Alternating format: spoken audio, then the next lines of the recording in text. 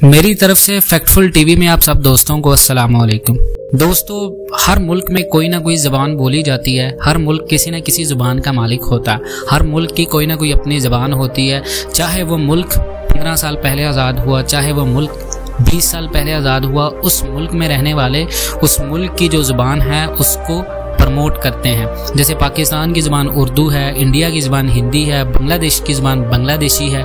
हर मुल्क की ज़बान उसके नाम से मैच करती है। लेकिन दुनिया में एक ऐसा मुल्क भी है जिसकी अपनी कोई भी ज़ुबान नहीं है, जिस मुल्क में अपनी किसी भी ज़ुबान को नहीं बोला जाता। यानी इस मुल्क में कोई भी ज़ुबान नहीं है, इस मुल्क में दूसरे मुल्कों की ज़ुबान को बोलने के लिए इस्तेमाल किया जाता है। तो आपके सस्पेंस को ख़त्म करते हुए आपकी इन्फॉर्मेशन में इजाफा करता चलूँ दोस्तों, बेल्जियम दुनिया में एक ऐसा मुल्क है जिसकी अपनी कोई भी ज़ुबान नहीं है। बेल्जियम में डच और फ्रेंच बोली जाती है। और बेल्जियम दुनिया में एक ऐसा मुल्क है जो पूरी दुनिया में चॉकलेट सबसे ज़्यादा एक्सपोर्ट करता है।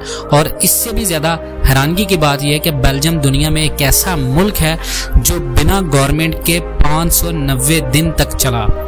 ये गिनेस बुक में एक रिकॉर्ड है बेल्जियम कंट्री का कि इस मुल्क में कोई भी गवर्नमेंट नहीं थी और फिर भी ये मुल्क चलता रहा और तरक्की के साथ चलता रहा। ये अपने आप में एक रिकॉर्ड है। तो मज़ीद इस तरह की दिलचस्प और अपडेटेड वीडियोस के लिए अपने और हमारे पूरे पाकिस्तान के, पूरे वर्ल्ड के और मेरे रेवेन्यू चैनल फैक्टफुल टीवी को सब्सक्राइब कर लें। अपना बहुत सारा ख्याल रखिएगा। अल्लाह हाफ़िज़।